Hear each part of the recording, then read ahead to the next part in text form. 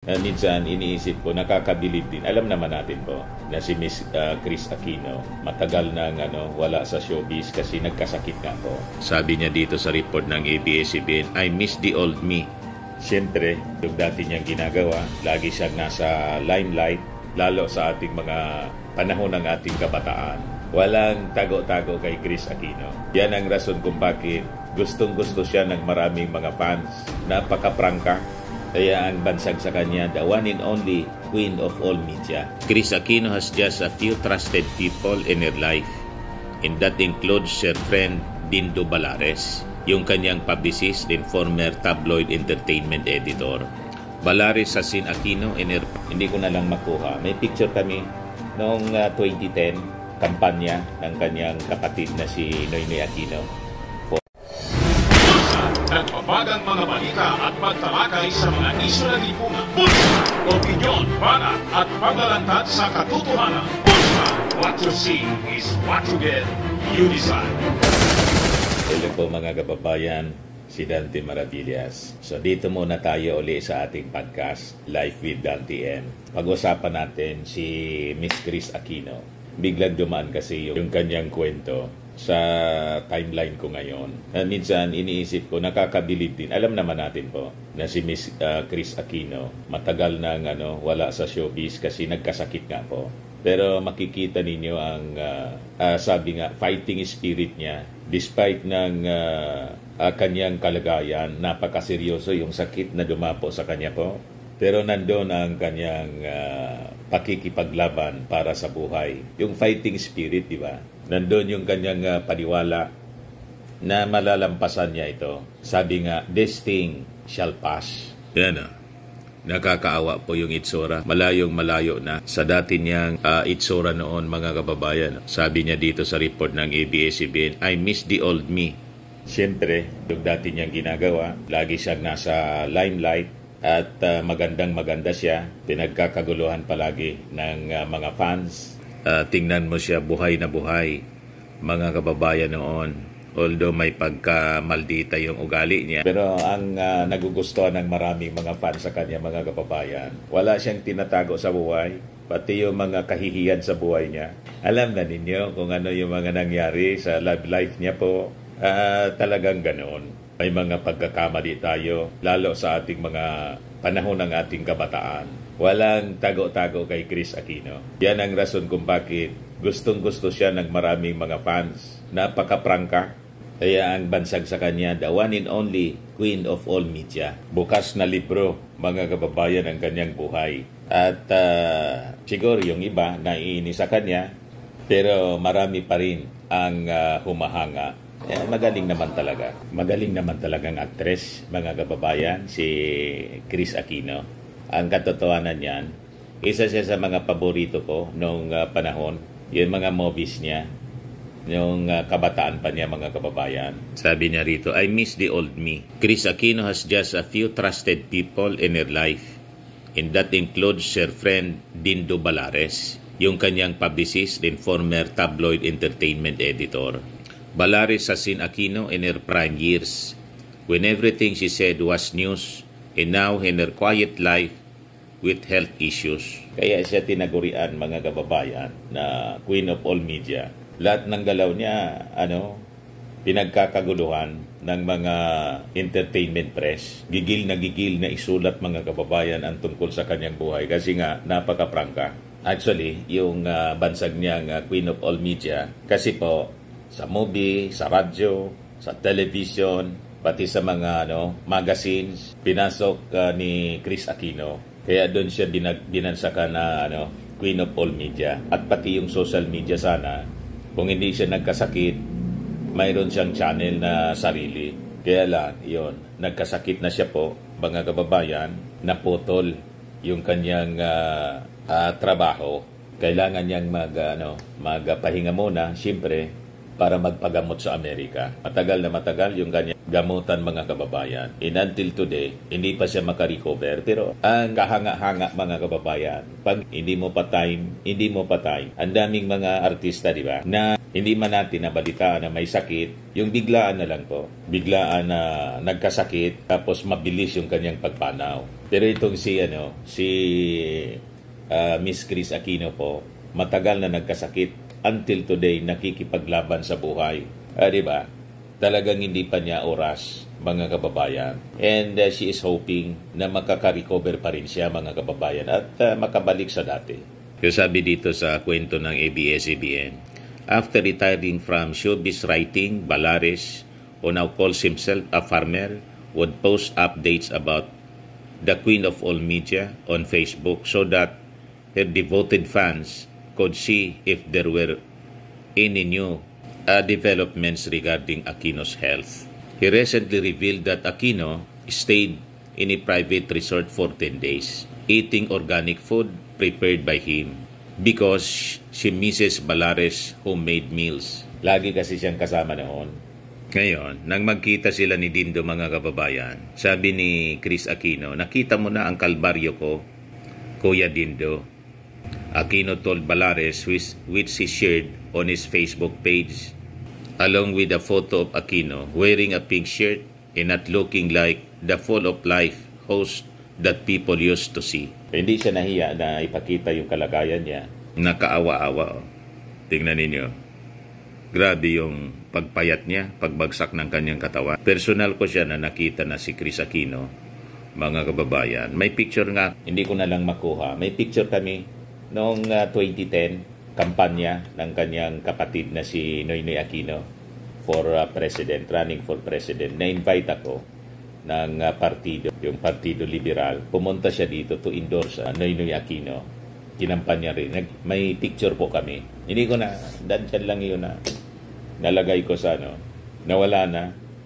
Nakasabit ito dito sa, nakaipit sa mga frames ko, picture frames. Nawala na yata.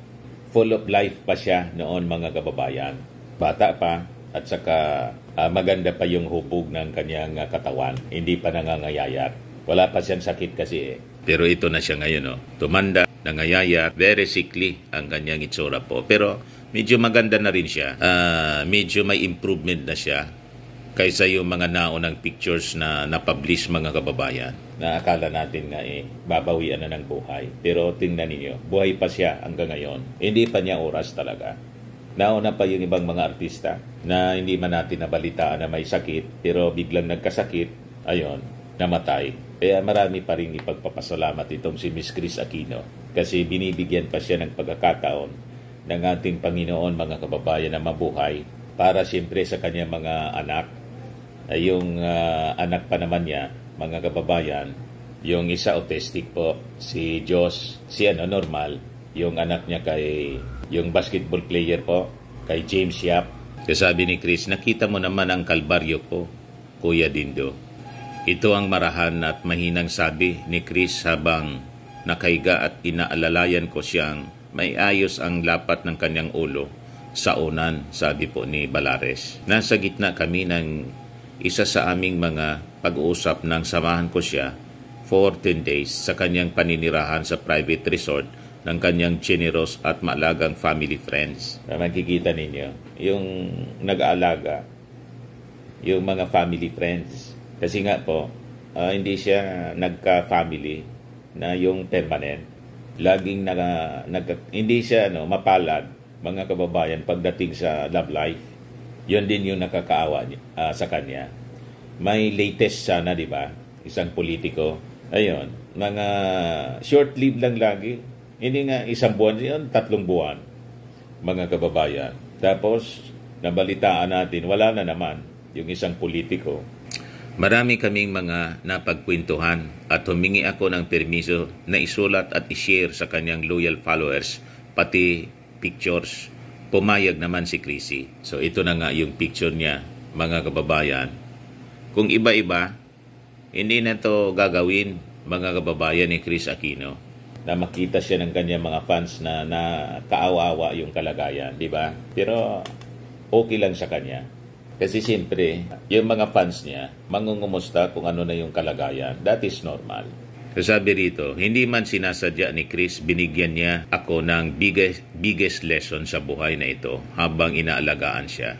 sabi ni Balares. Balares further emphasized that Aquino did not stay in Caramuan despite speculations, noting may kumakalat palang usap-usapan sa Bicol na nasa Caramuan daw si Chris Aquino. Caramuan, Camarines Sur.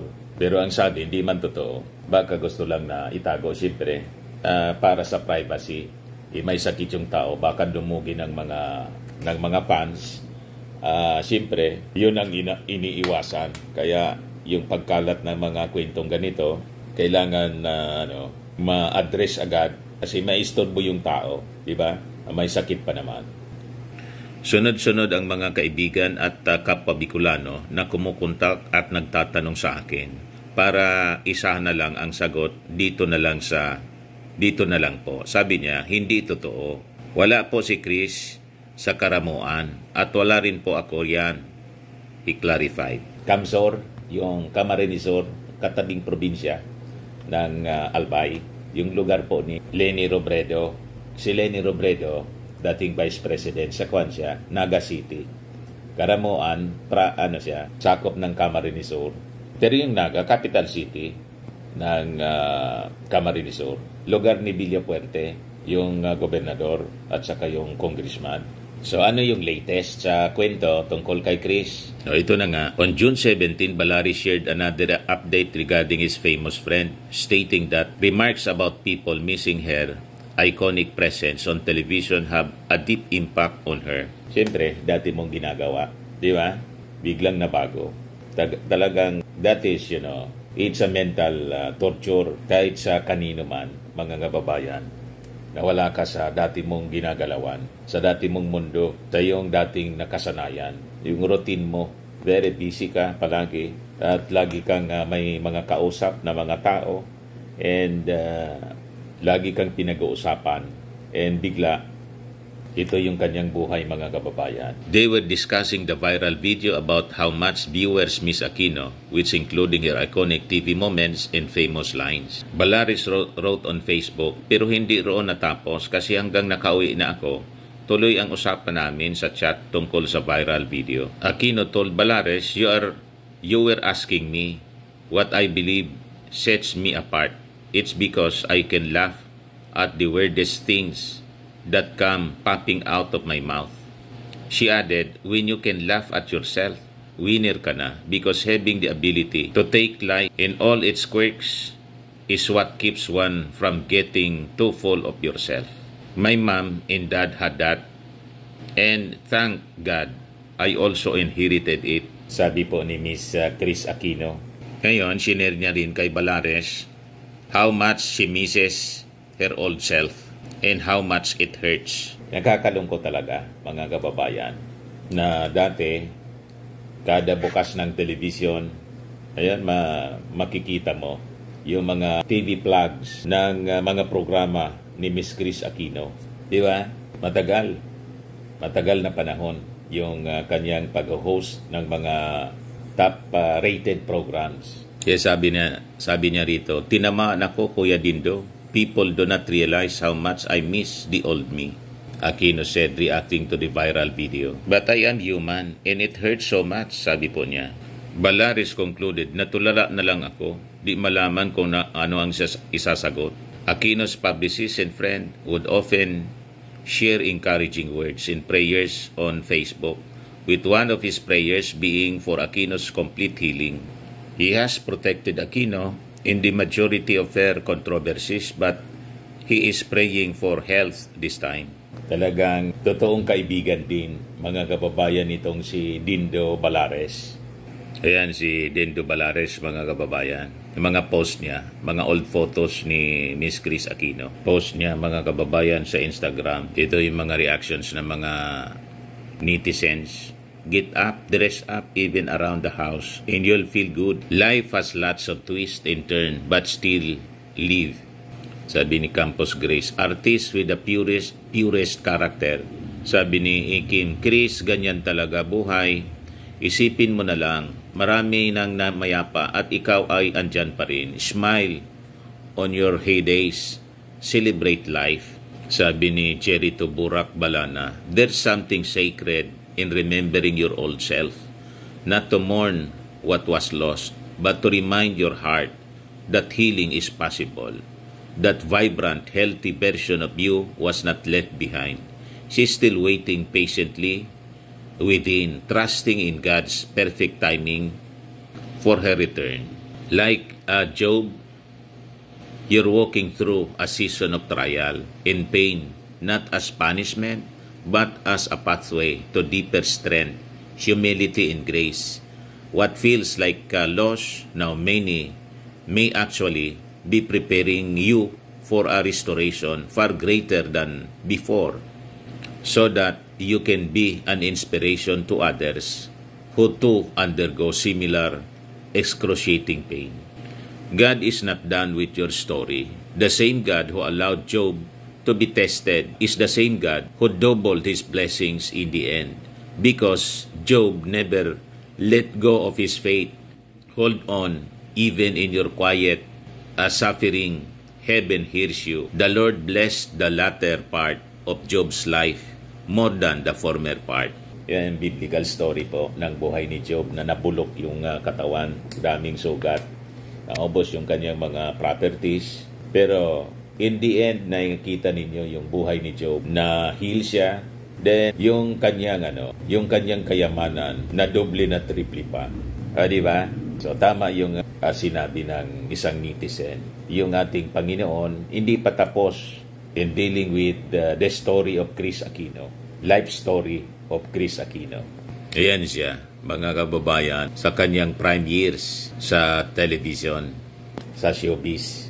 Nakakabilib din yung kanyang fighting spirit, di ba po? Talagang lumalaban siya para sa buhay at para sa kanyang mga anak kasi.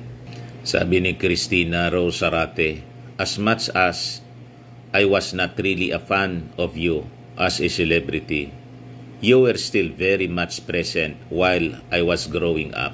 So even though I was not a fan, I still do miss the old days. I hope you get better soon. God bless you. Sabi ni Lingers Perfume, praying for your recovery, Miss Chris, in spite of you are going through, of all you are growing through, you continue to share to the less fortunate. Your generosity and empathetic heart will send the message to the Creator. Sabi ni Christopher Allen Poblete, time to look back and reflect. God has a way to tell us. There are reasons why He allows pain and suffering to change our mindset and redirect our path. We must humble ourselves before God. Tama po. Sabi ni Florida Kalinao, Jesus' command in John 5:8 to get up, pick up your mat and walk demonstrates His divine authority over physical ailments in the natural world. Have faith, Miss Chris. Many are praying for you. Talagang makabagbag damdamin, mga kababayan, yung pinagdadaanan ngayon ni Miss Chris Aquino. Sabi ni Elena Bisara, we miss you too, Miss Chris. Praying for your fast recovery. In Jesus' name, Amen. Sabi ni Ann Ramos, same here, living with lupus for almost 11 years and I miss my old self. So, maraming nakaka-relate sa kanya kasi may mga tao na ganun din yung mga pinagdadaanan ngayon. Sabi ni Gijo, keep fighting and believing in God's healing grace, Miss Chris. You can beat this because your faith is stronger than the trials you're going through. Sabi ni Ludivina Monchol Solemilio, a very strong woman even at her deepest worst life. She stands up and shows the world that what life she has now and wants to reach her fans and show that life goes on regardless. Keep faith. Yun din yung nakakabilib sa kanya. Kasi kung iba-iba po na tao, hindi na siya magpapakita pa para malaman ang kanyang ng mga fans niya, malaman ng mga tao yung kanyang kaawa-awang itsura. Grabe po yung pagbagsak ng kanyang katawan, ng kanyang itsura. Di ba po? Pero iba si Miss Chris Aquino. Malakas ang loob, mga kababayan, at hindi siya nahiya na i-share yung kanyang kalagayan sa kanyang mga fans. Sabi ni Gigi Marpasete, same, Chris Aquino is one of the best TV host I ever watched. Yan naman talaga po. Napakagaling niya na TV host. Mabilis, napakatalino niya Mabilis mag-isip. Sabi ng isa pa, si Alice Aldovino, I miss you, Miss Chris. You are a great host. I like the way you act. So kind and generous fellow. Really. How I wish you recover the illness and please God Jesus out. Lord our Savior, hear our prayers for the whole world and Miss Chris. Amen. Sabi ni Mary Jane Hernandez, with God's grace, you will be healed completely. You are an inspiration to many people. Sabi ni Ener Klitz, keep fighting, Chris, for your kids and keep praying. God always with you. Sabi ni Ninette Aloro Montiliano, don't give up, Chris. Many are praying for you. Keep the faith. God loves you and will heal you in His perfect time. God bless you always and your sons. Sabi ni Alin, we all miss the old me in some point of our lives. We understand how you feel. God bless you. Serenity in mind and in spirit, knowing the Lord mysteriously works for the best. He got you because you are His own. Sabi ni Richelle, we miss you too. I grew up believing that you were just an annoying rich madam on TV who creates new issues every now and then. But now that I know better, I realized how much of a character you really are. Sabi ni Lablitz, I miss you, Miss Chris, the old one, yung tawa mo at smile mo. Please, Lord, heal Miss Chris. Amen. Sabi ni Irene, God bless, Miss Chris. I think everyone will agree that we miss the memories of our old self when life was just simple but happy. Sabi ni Liz, praying for complete healing and full recovery, no more symptoms for asthma, allergies, and no complications. Give more strength and more energy in Jesus' mighty name. Amen. Sabi ni Sosi, complete trust in God, total surrender, entrust yourself to God's mercy and His love. No other way, in His time, in His way, He makes all things beautiful. Believe God is good. Amen. Chris, I have you in my prayers that you shall proclaim God's kingdom with His mercy and love. So, we wish, mga kababayan, and we pray na makabalik sa dati, makarecover itong si Miss Chris Aquino para sa kanyang mga anak. Single mother pa naman siya, mga kababayan. So, yun muna, mga kababayan, yung ating podcast ngayon, Life with Dan TM, para iba naman. Hindi puro politika, mga kababayan, kundi mga kwento ng buhay na pwede nating mapulutan ng aral. At dito, sa kwento ni Chris Aquino, yung lesson na napulot natin ng buhay is actually a precious gift sa atin ng Panginoon. So that we have to use our days wisely. Tama po?